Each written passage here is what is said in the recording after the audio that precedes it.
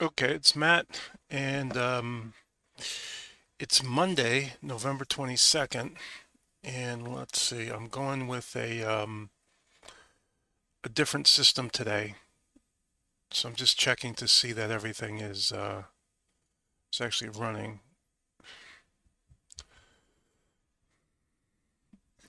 using OBS and streaming into YouTube.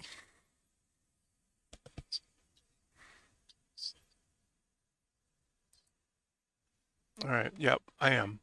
I am recording and I am streaming and recording live. Um, and we're going to go ahead and get into the content, get into what we're here to talk about.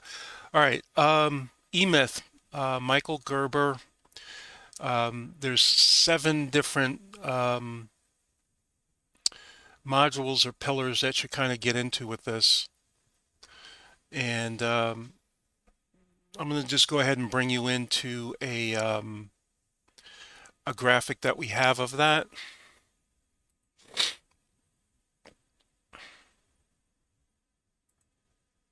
All right, this is the entrepreneurial myth, the E-Myth. And this is by Michael Gerber. All of this stuff is copyrighted with Michael Gerber. If you want to get a coach with this, I recommend getting an E-Myth Michael Gerber certified coach. I'm not qualified to do that, and I'm just bringing this material to you as something that you should get involved in and should check out. If you're finding that things are not working in your business the way you thought they should or hope they should by now, and you just like don't know why, you're kind of lost. And hopefully this will add some clarity to what that issue is. All right. So basically, what Michael Gerber's analysis has shown is that most business owners that are entrepreneurs got into the business to be able to come up with a profitable system and business, raise capital for it, and then sell it either outright or scale it and sell it outright, or continue to scale it and have investors participate in it. I've worked in, very large corporations, corporations like America Online, Time Warner, Ogilvy and Mather, Active International, and it's been a very sobering experience to work at something very, very large and then be able to talk to a business owner whose revenues are 1 million to 3 million a year or 5 million a year, and just talk to them about their struggles and their challenges, and coming from a very large organization in a very specific area to try to help them with advertising and marketing and media, and not really have a full grasp on what the problems that they have are. In other words, to just approach it as a single type of marketing problem, but to see that there are also business problems within the business that are not being addressed, that no one really knows about. So that's how I became aware of the E-Myth and some more of business coaching, as you might call it. All right. So Michael Gerber basically says that there's 3 distinct business personalities. And in some cases, folks have even said there's as many as 9. And we'll get into that as well. But the entrepreneurial myth basically says that there's 3 basic types of personalities: the entrepreneur, the manager, and the technician. So I'm going to start with the technician. Okay, the technician is a doer or tinkerer, lives in the present, likes to immerse in work and the nuts and bolts, disinterested in grand visions and systems, and it's ideal for execution, this type of personality. It's the person who actually has their hands in the dirt, in the dough, in the grease, hands on, hands on, hands on. Okay. Now I'm going to skip over the manager and go over to the entrepreneur. I think distinctly different than a doer is a visionary, a dreamer, an innovator. They live in the future. They crave control and change, and they're ideal for driving the business. So, as a person, my personality is that of an entrepreneur. I love to have visions. I love to dream. I love to think big. I love to scale. I love to innovate. I'm always thinking, what if, and let's do this and try to make it a much grander type of scale. And I found as a business consultant, what I was lacking was empathy with the technician side of the business. In other words, the business owner who was in the present, the doer, the tinkerer, trying to make the business work. And it took me a number of years to really understand that I was actually finding many, many clients who were technicians and doers, and trying to bring them into this holistic type of solution for their business. And invariably, what I did was I'd either become the manager, I'd understand what they wanted, and so on and so forth. So I'd either become the manager or find and train and coach someone on staff who could become the manager. Rarely was I able to get the business owner to not be the manager, if indeed they were the manager. In some cases, they were. They did, they did the owner, but they also did basic GM type responsibilities. So let's talk about what that role is as manager.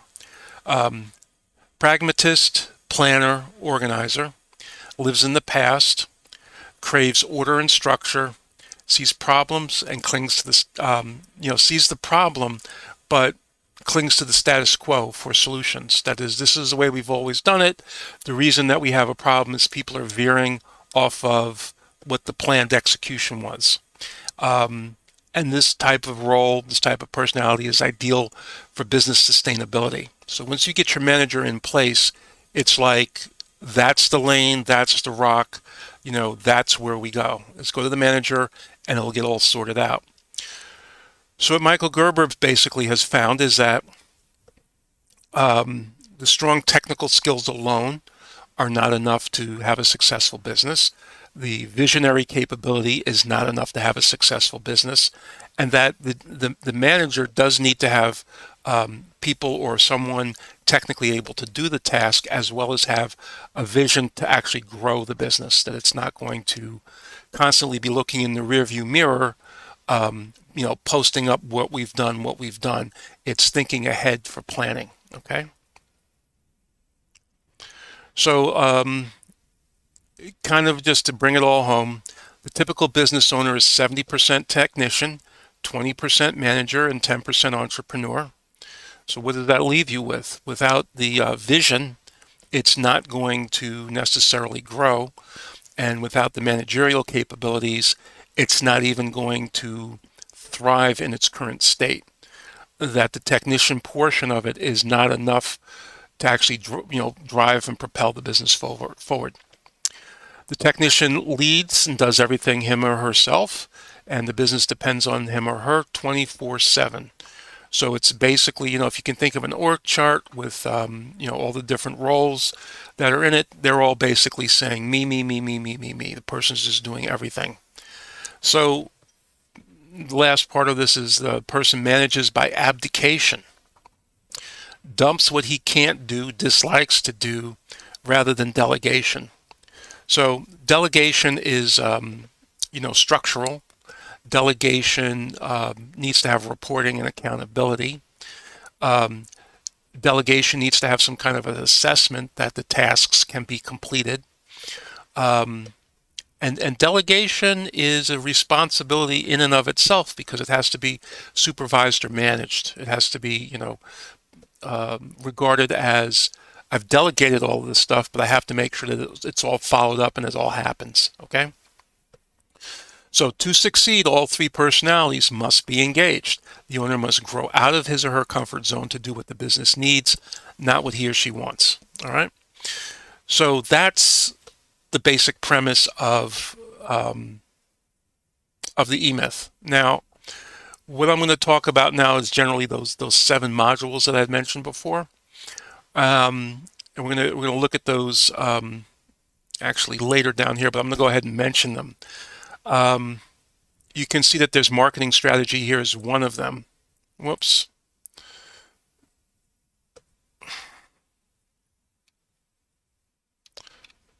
Kind of jumped the gun there. Sorry there. All right, let's get back down here. All right, so we're going to skip over the rules for successful duplicable business and the prototype and the area of franchise. I want to kind of move away from that for a second and just get into like really the core of the process. So where we are now in 2021 is people are looking for system strategies. That is, they're looking to integrate hard systems, soft systems, and information systems to communicate and deliver your customer promise. And in that is marketing automation, being able to use machine learning and deliver something that's automated, personalized, and related to data. And as more data comes in, the data works better, stronger, and delivers a more consistent service or consistent product in terms of delivery on time, customer satisfaction, and that type of thing. So most businesses have kind of gone through steps 1 through 6, and now they're looking to kind of get that system built and integrated into their company. And I think the thing that's interesting about it is that when I've come on the scene to talk about marketing, which is, marketing is basically, a problem that comes around this way. The conversation is something like, hey, Matt, I need more business.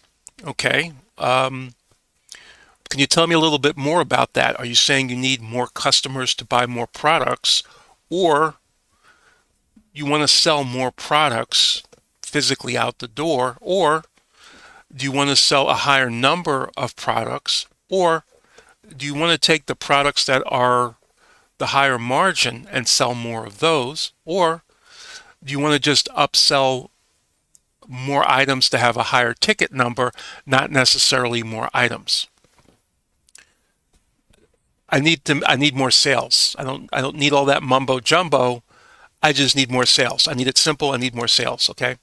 So a lot of times I get that type of an answer, and it's frustrating for me because what ends up happening is, you know, there are lots of ways to quote make more money. There's lots of ways to increase revenue. But if the system of generating that revenue is not evaluated properly, expenses get increased. All right. And infrastructure gets strained.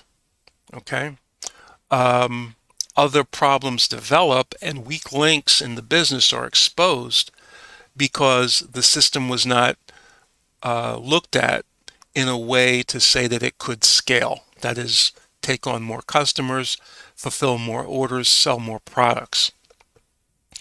I have many use cases about them. Okay. So what I learned in going into this situation was as quickly as possible to kind of backtrack from marketing. Backtrack from marketing and see if I could find out if all of the other, preceding areas of the business have been taken care of and if there were any weak spots. And again, as a business consultant hired for marketing, get me more revenue, get me more sales, it was kind of difficult sometimes to tease some of these areas out of the business owner to have the discussion about them. All right. So, overall, when I talk about marketing, I talk about how the communication must go between the company and the consumer, customer, or client, what their expectation is, and how that expectation is being met. Whether or not the business understands that, or sees that, or cares about it, or we do what we do, we sell what we sell, and they can take it or leave it, kind of thing. All right. So going through all of these 7 steps, if you go through them all with E-Myth and Michael Gerber, and either the book, the workbook, or a consultant, you're going to go through all 7 of these steps. The first one is the primary aim, which really is discussing the individual's life goals, why they're doing this as a business, what they expect out of it, um, what they do day to day, and I'm going to say it because it's there. What do you want to be remembered for when you die? Which is, you know, you're laid out, and the folks are going to come up and say a few words about you. What are they going to say? You know, what's meaningful for you in your life so that people's lives are touched in what way by you and your business, that is you and the thing that you do in this life. Gerber's basically saying that you really want to have that integrated in terms of your business purpose and your life. And that's a topic for discussion. Maybe we can have that together another day. Number two, strategic objective. How your business will help you achieve your primary aim, what the business will look like when it's done. Again, there's a lot of worksheets on this, and I can't really show them to you because they're copyrighted, but let's just talk about it for a minute. And I'm going to actually, even though they're copyrighted, I think I'm going to read them and maybe get away with it that way. So the strategic objective, you're going to start with kind of a business plan, because again, what I've found is that before I get to the marketing strategy and the marketing plan, you have to have a business plan as the overlay for the objective, and then you take your marketing plan into that, and then marketing kind of follows out and meets the business objectives. So if your business plan were to have exactly the impact you want it to have, what would that look like? What would it look like? What would it act like? How would the business function? What would it feel like to you? And I guess, in a perfect world, how would you see it operating? How would it perform? So then we break that down. What's your vision for the business? That is, how do you see it in the world, competitive world?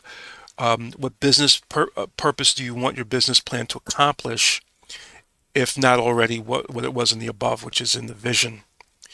Choose a time horizon for your business plan. Like, is this going to plan out for a year, 3 years, 5 years, 6 months, 3 months? What do you need to do to get organized? A lot of people talk about being overwhelmed by their business, or overwhelmed with life. Sometimes it's a time management issue, and sometimes it's just perspective, being able to set priorities. Okay. And then how will you involve other people in your company? All right. So as your vision, something that is yours, how do you include other people in that? How do you get them to share your vision? How do you get them to do things, and to share your vision for your business, which is basically yours, not theirs? Okay. Do they have a stake in it? If so, how much, how, and why? All right, so we got a business plan contents checklist, which will basically go through all the different elements, for the growth plan, marketing plan, financial plan, lead conversion, lead generation, client fulfillment at the end, and onboarding. So then we do a business plan development worksheet in terms of accountability, building change into your business plan. That is, once everything starts and is being implemented, what performance indicators are we going to look at to see if we're on track, and to see if the ingoing assumptions were correct, and if there's anything that we need to change. And then just kind of quantification of that measurement. What are those key performance indicators? How are we measuring them? What's the range of measurement? How often are we measuring them? What are we comparing them to? What are they being benchmarked with? Okay. And then we come up with a menu of management reports. What kind of reporting do we need to have? How often? And what do those reports need to have in them? So again, we're getting back into, at this point, as soon as we start talking about reporting, back into system strategy. So as the systems emerge and the processes emerge, what data are we collecting from them, from those systems, those processes, and what analytics are we using, and how are we analyzing the stuff? What are we actually doing with the data to make decisions?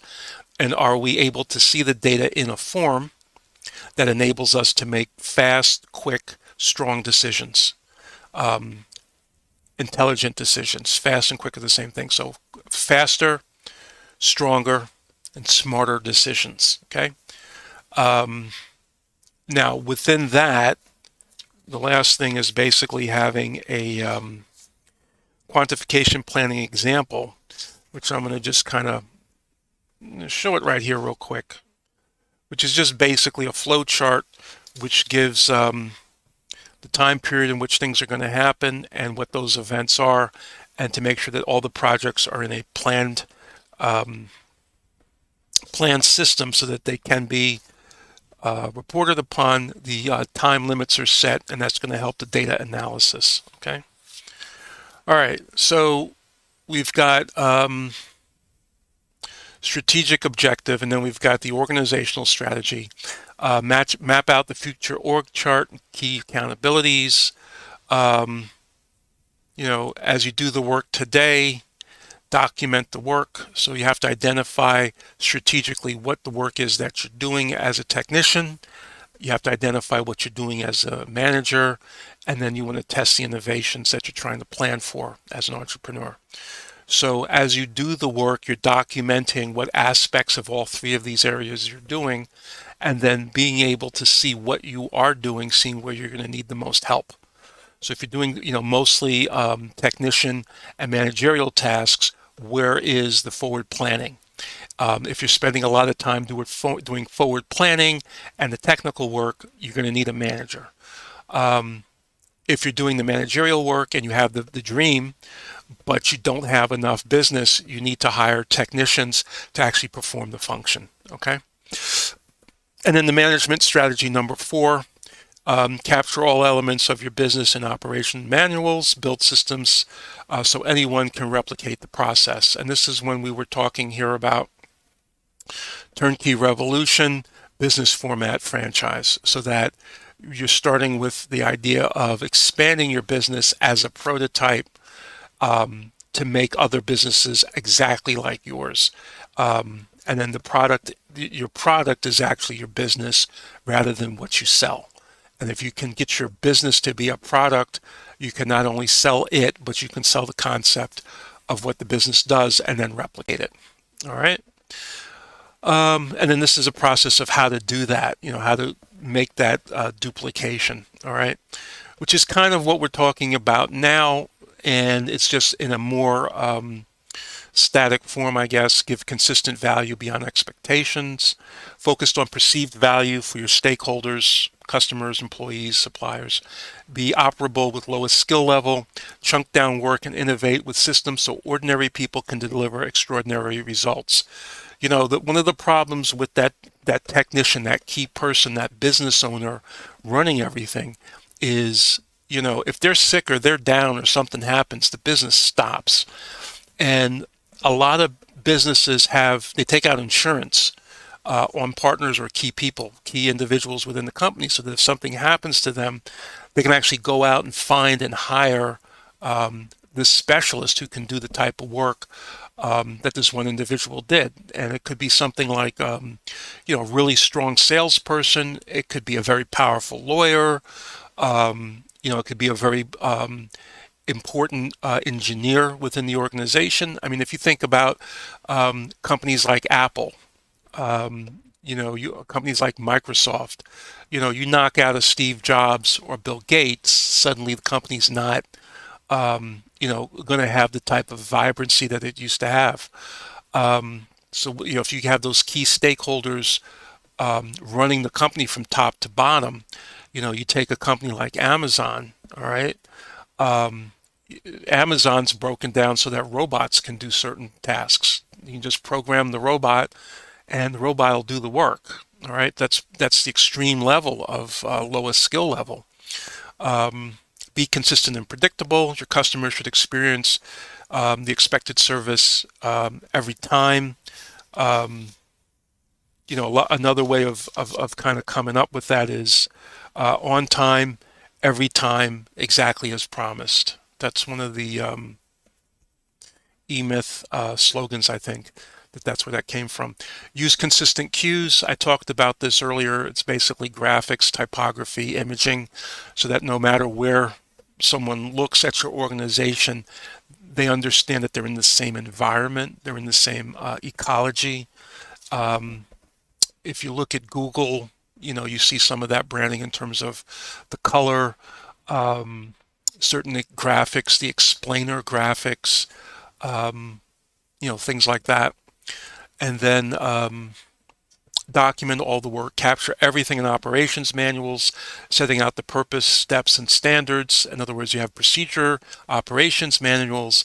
Anybody knows exactly how to reset the server, for example, or reset the Wi-Fi, or whatever it happens to be. Intake, onboarding, new customers. What's the process for a new customer, and then demonstrate precision and order. Stand out as a place with order and structure in a messy, chaotic world. All right. So creative people tend to thrive in chaos. But eventually, when they finally get to that frame that they're trying to create, they're excluding everything, all the chaos around them, to make sure that what's in that frame is actually delivered. A good example of that is the movie industry.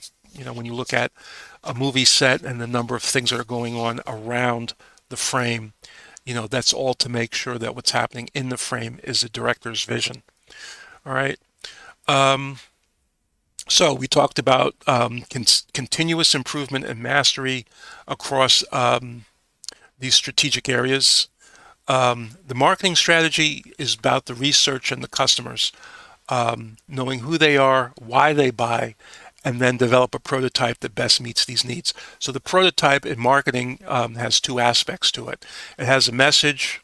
It has a feedback loop to understand how the message was received, if it was the right message to the right person at the right time, and did it deliver the proper results. Okay. Now, the other aspect of marketing is the delivery vehicle for the message, medium. And then the last part of it is actually the delivery of the product or service, is like the handoff of that from a lead to a conversion to a sale. All right. And then being able to move that prospect to becoming a customer, and then making sure that they're happy with the product or service. So it's like when you go search for something and you see that you're going to buy it, and you can either buy it directly from the business or manufacturer, or buy it from Amazon. You would ask, why would I want to buy it from Amazon? In most cases, Amazon will ensure that delivery, make sure that the delivery comes as quickly as possible. Okay. That's why a lot of companies have their fulfillment by Amazon, FBA, or they have storage of their product at Amazon so that it can be delivered very quickly. So that would be part of your marketing strategy, whether or not you would do that. Now, this last area, we talked about the system strategy, but now let's talk about people strategy. Find your core team, caring, excellent people, and then figure out how to communicate in all aspects of the business, all of the stuff that we've been talking about. How do you explain it during the recruitment phase and hire the right people who want to do this thing that's in your mind, that's in your head, that's your vision? You bring somebody in and they're like, okay, well, why are we doing it this way? Well, you do want them to question it, but you want them to also understand that this is something that you've created, right? And as a consultant, that's a lot of it is, the frustration of, I don't know what to do, please help me. A lot of business owners say, please help me, please do this for me. And I'm kind of, I've been in that situation a lot where I would say, with all due respect, I can't take ownership of your vision. You have to make sure that you're giving your vision of what you want this company to be. A lot of times, in my early days of consulting, I would, just jump right in and say, okay, we're going to do this, we're going to grow, we're going to hire some more salespeople, we'll do all this other stuff, get more sales. And it was like, no. I just want to stay small. I just want a couple of more sales. I don't want, I'm not, ambitious. I don't want to grow this thing beyond whatever. And it's like, oh, okay, well then you should just do these three things and I'm out. And that's all you need to do. You'll get a couple of more customers each week and you'll be good to go. It's not not a hard thing, not a big deal to do that. All right. So, you know, we're going to get into each one of these modules. I think what I'm going to actually do is, a video on each module with the worksheets, and then my contact for the eMyth coaching, Stephen Klein. I'll give you his name and number, and there's usually a free consultation that they'll do. So you get like an hour's time. You'll go through what your business problem is, what your issues are, where you think you're stuck, right? The one thing I like about it is that it does reinforce your strengths.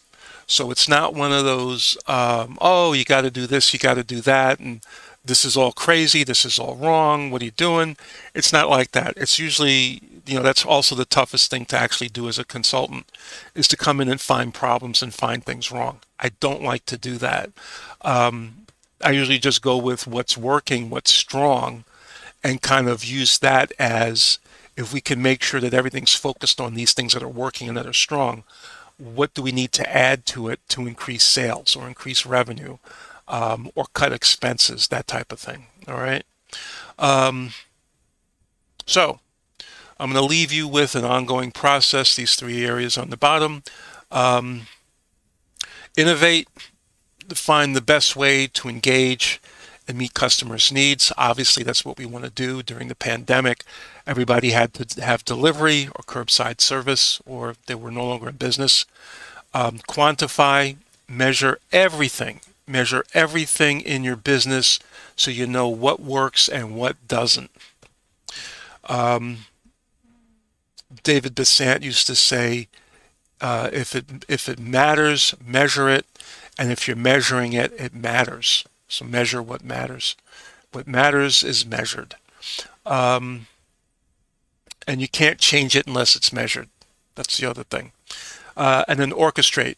Ensure best existing practices are duplicated, preferably every time. So you want to just make sure that, anytime something comes up in the business, that you don't have to kind of like stop everything and examine it and say, this is a complete outlier. We've never seen this situation before. We're going to have to invent a new system to take this into account. Anything that comes in should actually be able to be moved over into whatever silo you have for that particular aspect of something. For example, law firms, people would come in with a specific problem, and it would need a certain practice area, and suddenly, the partner would say, well, we don't practice in that area, but there was something that drew that person to that particular firm that they thought they were reading, they understood, they got the message that this particular lawyer law firm could help them. And what I found was that there was opportunity sometimes to develop synergies and relationships between law firms, and they would actually refer business back and forth to each other. The idea is to really help people. Okay. All right. So that's going to wrap it up for me. This is, again, this one is coming from readinggraphics.com. Copyright 2016 School of Happiness Limited. It's Reading Graphics. And this was their infographic for the eMyth Revisited, Why Most Small Businesses Don't Work and What to Do About It. It's by Michael E. Gerber. You can get copies, paperback, PDFs. It's out there all over the place. But I'm going to give you the links for Stephen Klein. If you want, he's my go-to guy for this. And you can talk to him about the entrepreneurial myth. All right. So with that, I will bid you good evening. And this will be a wrap for Monday, November 22nd, 2021. I will see you tomorrow with more on what we're going to be covering is going to be some concepts from Jay Abraham. And after that, I think what we're going to do is, go right into the marketing work. Okay. All right. Have a good evening, and I'll talk to you tomorrow.